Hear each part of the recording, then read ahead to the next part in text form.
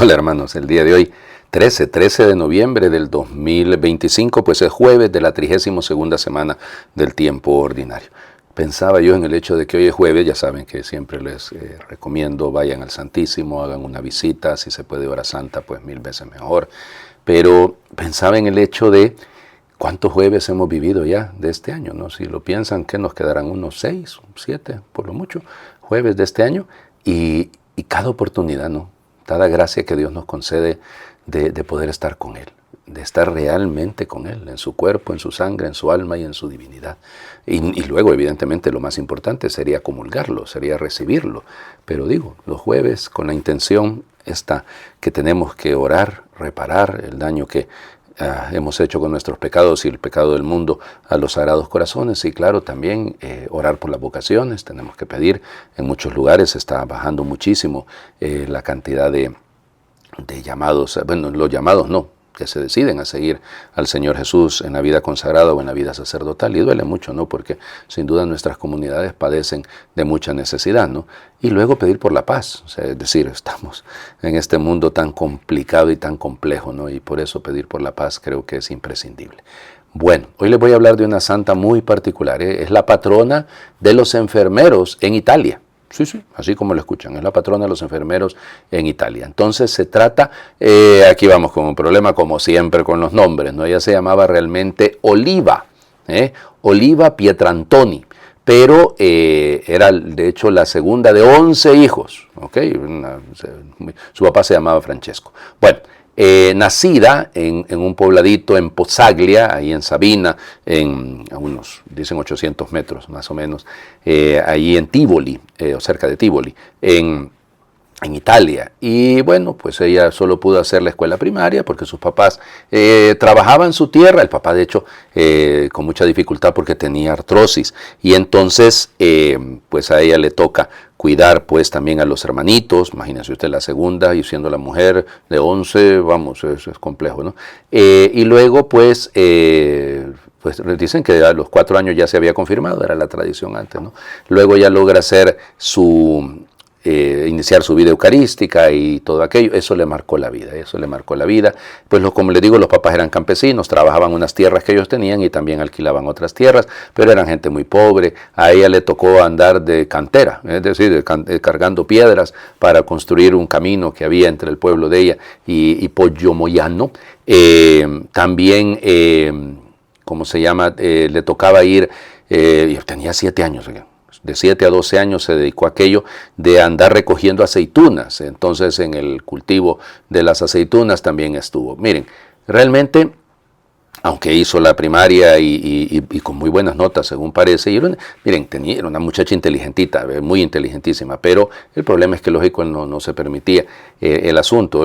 La mamá la quería casar y que se casara bien, ¿no? Un buen partido para ella, pero ella tenía otro esposo en camino, el Señor Jesús. Y de hecho hubo un tío, bueno, el abuelo, don Domingo, era el pater familias, ¿no? Que era el que los ayudaba con la vida de oración, el rosario, todo el asunto.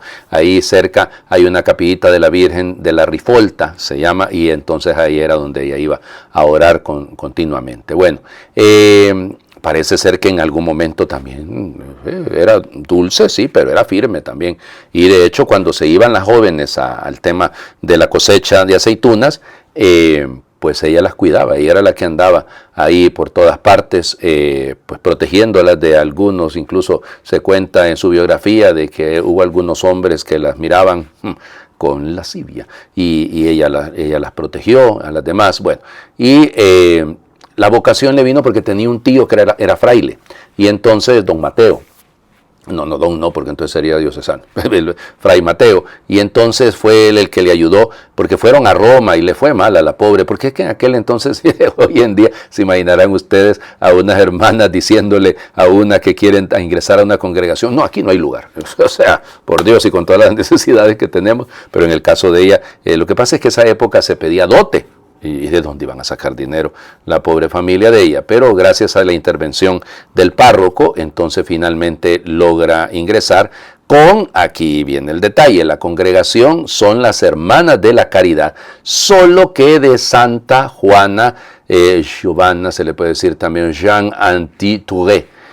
francesa, que durante la Segunda Guerra Mundial, durante la Revolución Francesa, no les digo qué estoy pensando yo, en la Revolución Francesa tuvo que huir, ¿no? Ella era hija de la Caridad de San Vicente de Paúl, termina en Austria, bueno, todo un complejo de dificultades y funda una congregación que se llama Hermanas de la Caridad, igual de San Vicente de Paúl, pero con el carisma de ella. Pero se consideran propiamente como que si fueran vicentinas, ¿de acuerdo? Y nada, hizo el noviciado, pues ahí se cambió el nombre a Agustina. Entonces, fíjense, es interesante porque realmente, les digo, se llamaba Oliva, le decían Livia, pero su nombre de religiosa fue Agustina. Y no había ninguna Santa Agustina. Y entonces, pues va a ser ella la que le toca ponerle el nombre al asunto. Pues bueno, hace su profesión de votos, tenía 22 años, a los 23 años ya está en el hospital de Santo Espíritu. ¿Cuántas veces me tocó a mí esperar bus ahí, Dios mío? Porque es exactamente de ahí cerca de la Basílica Vaticana y entonces me tocó muchísimas veces. De hecho, tengo que decirlo con mucha honestidad que cerca hay una pizzería muy buena. Yo iba a comer ahí pizza. Bueno, y entonces ahí en el hospital de Santo Espíritu, qué cosas las que se me vienen a mí a la cabeza, no les digo. Pues entonces ahí ella empezó a trabajar, es la época, miren, el bendito director del hospital, que va a ser el que luego va a hacer la biopsia, el que va a tener el profesor Valori, se llamaba el señor, que era masón, para colmo de males, era masón. Bueno, y resulta que expulsó a todos los sacerdotes que estaban ahí, que ayudaban en el hospital, porque es la época, es la época de la cuestión romana, la época de la cuestión romana, estamos hablando de la situación en la que, bueno, se sacaron todos los crucifijos del lugar, y se llamaba Santo Espíritu, se imaginen ustedes, y terrible, ¿no? Aquello, un desprecio total a la religión, los insultos y todo. No echaron a las hermanas, porque resulta ser que ya hubiese sido un golpe demasiado grande, ¿ok? Demasiado grande. Miren, la gente contaba, hay unos doctores que testificaron en el momento del proceso de beatificación, un famoso Buglioni, siempre dispuesta a servir, siempre estaba ahí, estuvo muy enferma, casi se muere, y ella pidió que la llevaran a donde estaban los enfermos, los más graves, y resulta ser que ahí fue donde se curó. Y parece ser que con más fuerza. Luego va a contraer la tuberculosis y de hecho, porque primero estuvo ahí en Santo Espíritu atendiendo a los niños, pero luego la mandaron a la zona donde estaban los tuberculosos. Imagínense en aquel entonces, ¿cuál? Nada. Los 5 últimos años de su vida los pasó ahí. Y ahí realmente ejerció la caridad cristiana. Miren, producto precisamente del anticlericalismo de la época, era un desprecio a las hermanas, les tiraban la comida en la cara. De hecho, ella fue agredida en algún momento. Y ella, porque uno de los enfermos agarró un cuchillo e intentó, pues, de hecho realmente la golpeó. Pero entonces, bueno, sencillamente ella decía, no, y aquí estamos expuestas, pero tenemos que seguir ejerciendo la caridad. Como habían quitado toda la capilla y todo, ella había logrado conseguir poner una imagencita de la Virgen en una alacena, y ahí pues entonces ella iba a ofrecerle flores a la Virgen todos los días. Y ahí ofrecía y pedía por ello. Bueno, el tema va a ser cuando un preso que le decían Pipo il Pazzo, Pipo el Loco, ahí en Roma, Giuseppe Romanelli, pues hasta lo expulsaron del hospital, porque terrible el comportamiento, ¿no? Pero en lugar de sacárselas contra el director del hospital, como les digo, el profesor Valori, se la sacó con la hermana y le escribió diciéndole, en menos de un mes la voy a matar con mis propias manos. Y le esperó, dicen, en un pasillo, le asestó 3 golpes en la yugular, y ella lo único que alcanzó a decir fue sencillamente que orando a la Virgen, ¿no? Murió orando a la Virgen y pidiendo por él. Bueno, ya les digo, interesante, ya estaba muy grave, ella padecía de tuberculosis, le dijeron, hermana, descanse, no, suficiente tiempo vamos a estar acostados, mejor sirvamos ahora mientras estamos ahí. Se cuenta que el propio profesor Valori, que fue el que hizo la autopsia, dice que no había ningún músculo contraído, o sea que ella fue degollada como un cordero. La ciudad de Roma para el funeral se paralizó por completo. por completo. Dicen que los periódicos que eran, imagínense ustedes, periódicos que eran anticlericales, terminaron diciendo que aquel 14 de noviembre de 1894, porque muere un 13 de noviembre, fue apoteósica la cantidad. Tenía 30 años esa muchachita. Había nacido en 1864, creo que no se los dije, un 27 de marzo. Para que vean ustedes, los santos siempre son especiales. Y esta santa que ustedes casi no conocían, miren todo lo que hablé. Vamos a las lecturas del día de hoy. Seguimos en el libro de la sabiduría, no bello el himno de hoy. Sabiduría, capítulo 7, versículos 22 hasta el 8, versículo 1.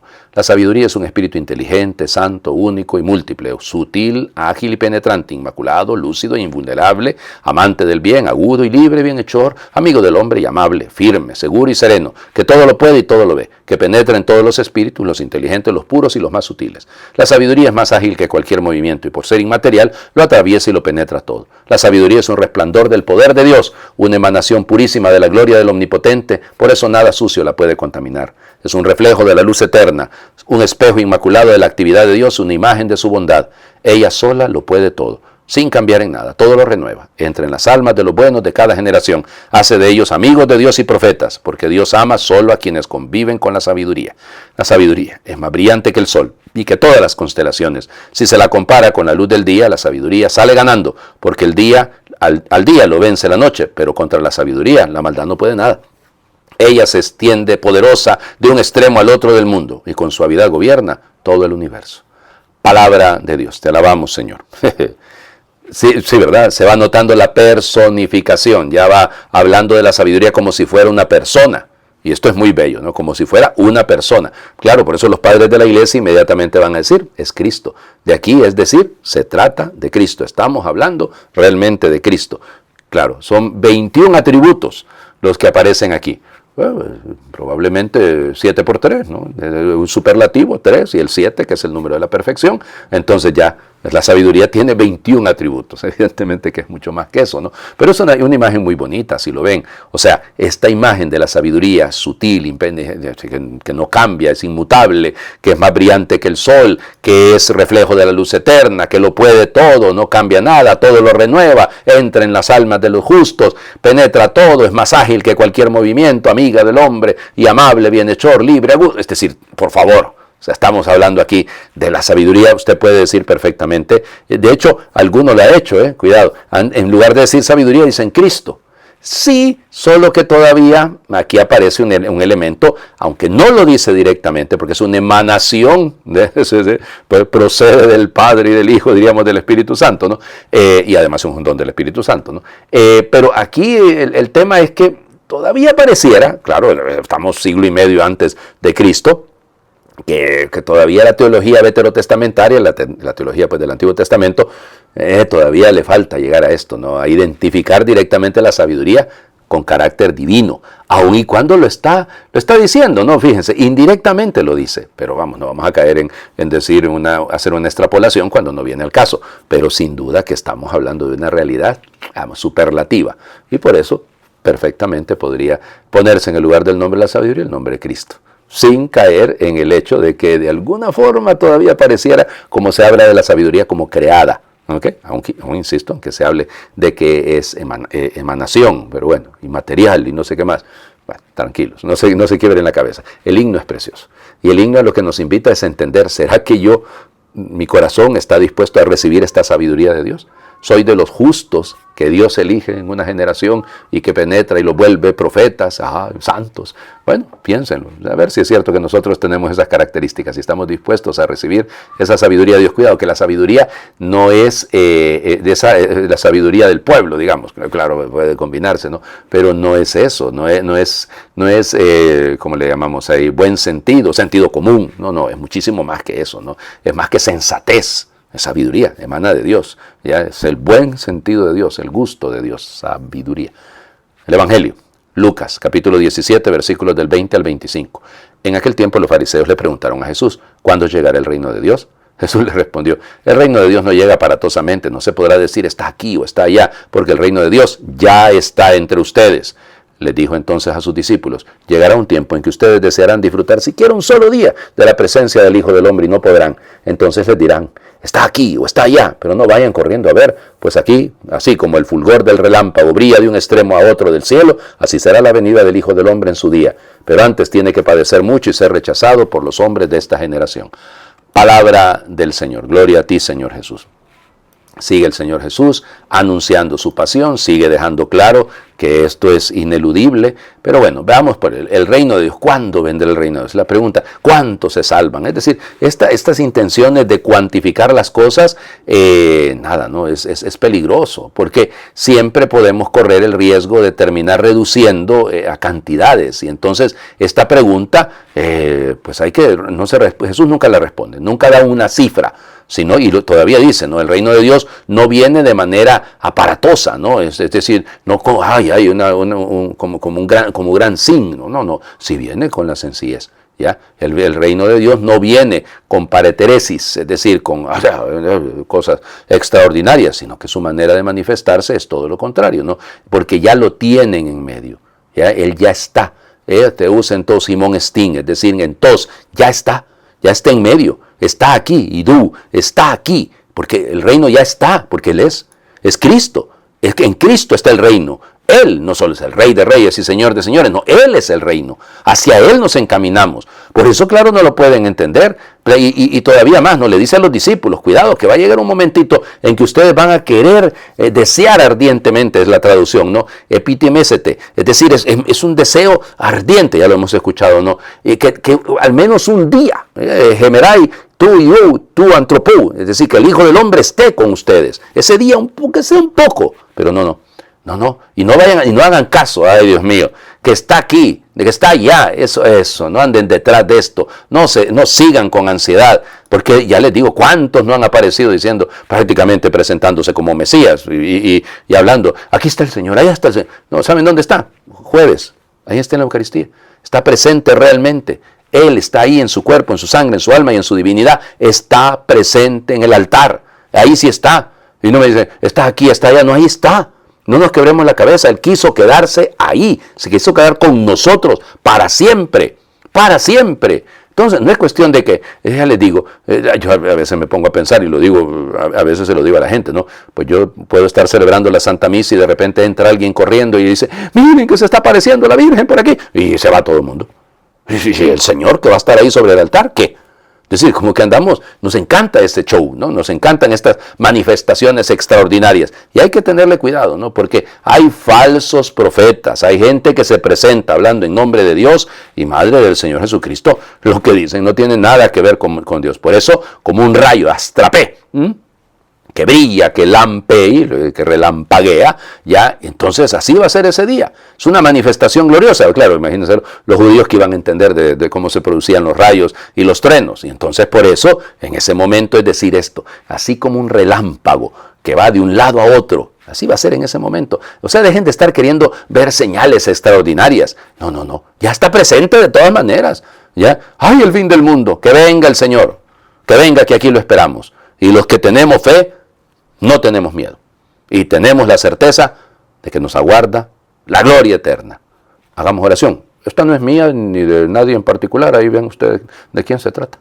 Señor, tú estabas dentro de mí, más interior que lo más íntimo mío y más alto que lo más sumo mío. Y aquí que tú estabas dentro de mí y yo fuera. Y por fuera te buscaba y deforme como era me lanzaba sobre estas cosas hermosas que tú creaste. Tú estabas conmigo, mas yo no lo estaba contigo. Me retenían lejos de ti aquellas cosas que si no estuviesen en ti no existirían. Llamaste y clamaste y rompiste mi sordera, brillaste y resplandeciste y curaste mi ceguera. Exhalaste tu perfume y respiré y suspiro por ti. Gusté de ti y siento hambre y sed. Me tocaste y me abracé en tu paz. Amén. Y les bendiga a Dios por intercesión de Santa Agustina Pietantoni. No les dije cuándo fue canonizada, ¿verdad? Se me fue, 1999, San Juan Pablo II. Y les bendiga a Dios que es Padre, Hijo y Espíritu Santo y su bendición descienda, les acompañe siempre. Feliz jueves para todos. Ya saben dónde está.